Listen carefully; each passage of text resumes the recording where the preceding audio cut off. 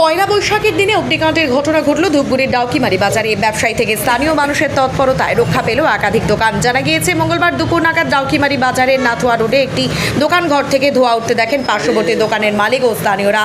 দোকানে আগুন লাগার ঘটনা বুঝতে পেরে তৎক্ষণাৎ আগুন নেভানোর কাজে ঝাঁপিয়ে পড়েন তারা। খবর পেয়ে ঘটনাস্থলে যান ডাউকিমারি পুলিশ ফাঁড়ির ওসি ও পুলিশ কর্মীরা। খবর দেওয়া হয় ধূপগুড়ি দমকলকে। খবর পেয়ে ঘটনাস্থলে পৌঁছয় ধূপগুড়ি দমকলের একটি ইঞ্জিন।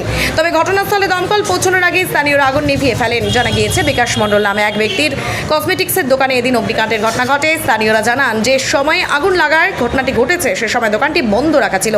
স্থানীয়রা দোকানের শাটার ভেঙে আগুন নিয়ন্ত্রণে আনে বলে জানা যায়। ইলেকট্রিকের শর্ট সার্কিটের ফলে আগুন লেগেছে এমনটাই অনুমান করছেন স্থানীয়রা। এদিনের এই অগ্নিকাণ্ডে বেশি কিছু ক্ষয়ক্ষতি না হলেও ক্ষয়ক্ষতির সঠিক পরিমাণ কিছু জানা যায়নি। আমি ফুচকার দোকান করি, তো ওখানে ওই যে যার দোকান ফুচকা খেতে গেছে, দেখলাম ওই ঘর দিয়ে ধোঁয়া বেরোচ্ছে। এখানে দেখলাম, তখন দুইজনে দৌড় দিলাম, আগে দেখতেছি ওখানে লেগে গেছে। বুঝলাম, তখন ওর দোকানের মাল টালগুলো সরাসরি করলাম। এখানে তো জুতার দোকান আছে, মণিহারির দোকান আছে, দোকান অনেক আছে, লাগছিল মণিহারির দোকান। তারপরে আইকে ওই সবাই মিলে শাটার টাটা ভাঙলাম, ভাঙিয়ে কেউ সবাই মিলে জল টল দিয়ে বন্ধ করলাম। হ্যাঁ, একটা দোকান বন্ধ ছিল, আর খালি জুতার দোকানটা খুলে ছিল।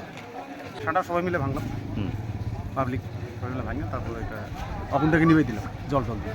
লাইনের থেকেই হতো, হ্যাঁ, আসার আগেই নিয়ে গেছে। মোটামুটি 10 মিনিট পরে আসছে। পরীক্ষিত মহন্ত হাটাগুড়ি বাজার। হ্যাঁ, এটা নাথুয়া রোড। একটু আগে দেখি আমরা দোকানের ভেতরে আগুন লেগে গেছে, দোকানটা বন্ধ ছিল। তো পাশের শাটার খুলে আমরা জল ঢোলাঢালি করছি, তো আগুন নিয়ন্ত্রণে আছে।